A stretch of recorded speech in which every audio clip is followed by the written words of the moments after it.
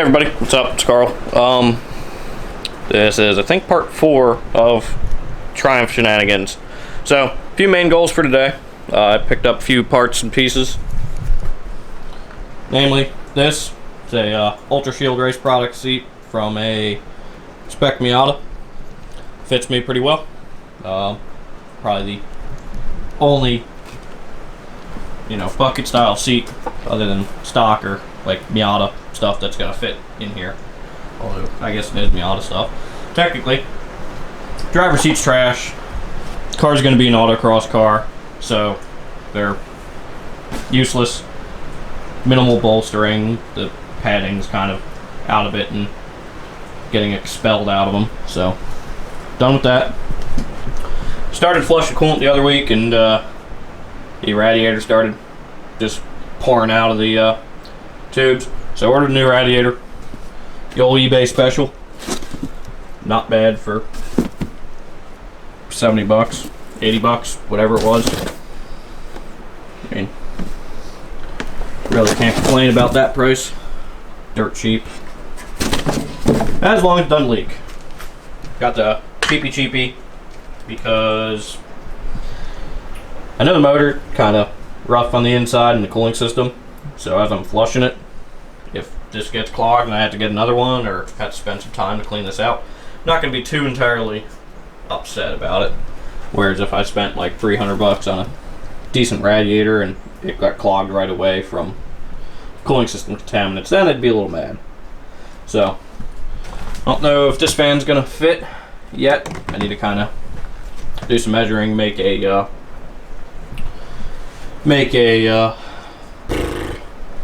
fan shroud, and then I'll figure it out then. But actually, looks a little big.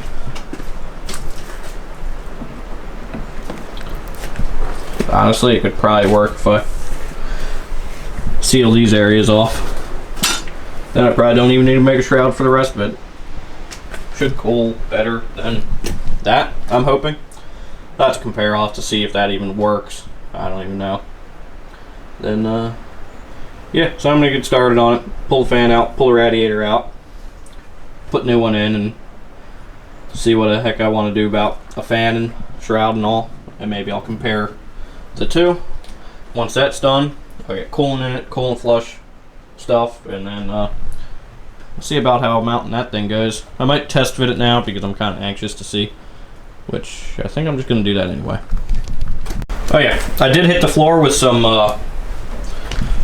bed liner undercoating, some Duplicolor bed armor.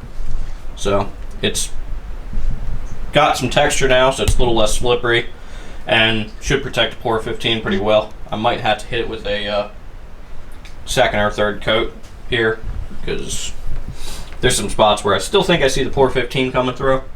So do that, and maybe even do the rest of everything that's exposed and get it all kind of uniform. It's gonna be difficult seeing what's going on because this thing's so small and I don't have anybody here to help me man the camera, so bear with me.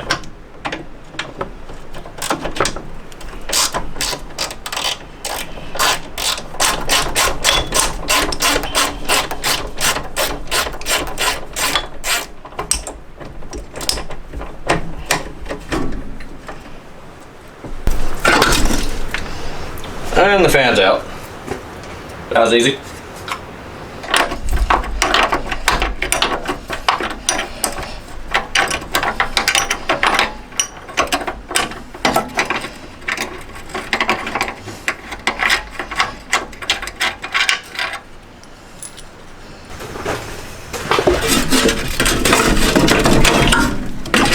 Huzzah! Alright, that crusty arse thing's out. Still kind of filled with coolant, so I gotta drain that out and pop this side piece off, pop the hose off, pop the temperature sensor out of the top.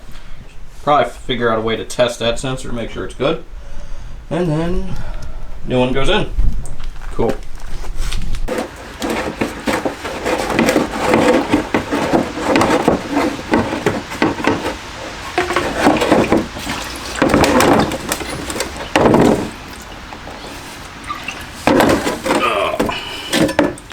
fan tank,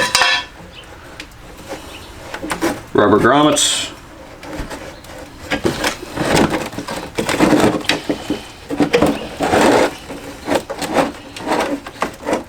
I'm gonna clean some of these pieces up real quick and hit them with some paint. Kind of ashamed to put them back on all crusty. I generally don't care, but might as well try to make it look a little bit nicer. So if we're putting that nice shiny thing in there, might as well try. Might also paint that black too, because I don't know, why keep it shiny? Alright, it's basically in. I got to come with a fan shroud for the fan. I think I'm going to use that fan and not that fan. So I'm going to use the factory brackets that mounted it to that fan. Flip them around, put a piece of angle iron on so I could bolt up that one. So should be pretty easy, and looks like when you actually get it in here, the fan's actually got some pretty good coverage when you put it in. So I'm going to go this way. So yeah, well, that kind of blocks that from pulling air from the sides and covers a little bit more than the last one did, and it's a lot slimmer, so, and lighter, so maybe that'll save some poundages up front. Alright, whipped up these brackets there on the side. They're just on the factory mounts. Factory mounts are turned 180 degrees, so where those would normally be here, they're outboard. The way this fan attaches is you use a bolt or even a nut in there and a bolt that way, but I always use a bolt this way. Then you throw the bolt. That's the important part. So you put that like that. I got a piece of rubber on here because I was using it as an insulator for the last car this fan was on. Then I'm just got to drill a hole somewhere here and down there, and then we should be good to mount it. And yeah, pretty simple. Now it's gonna sit up a good bit higher. It's gonna sit up like that and pretty much be up against it. Worst case scenario, if I need to, I can make an aluminum fan shroud while it's here, stuff that covers all that. So easy peasy.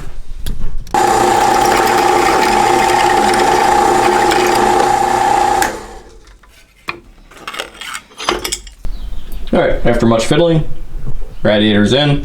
Kind of a pain in the ass. That's only, 4 or 5 hours time to do, but 2 seconds on the interwebs to watch.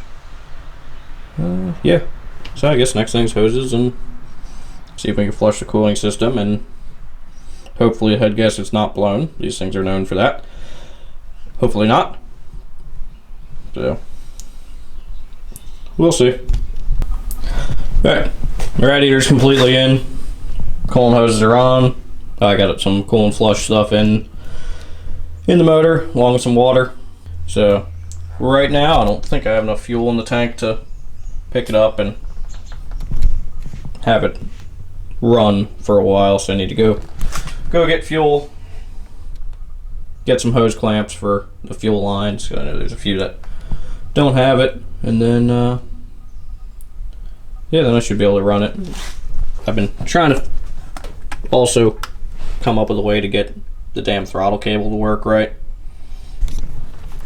because it wasn't given full throttle before.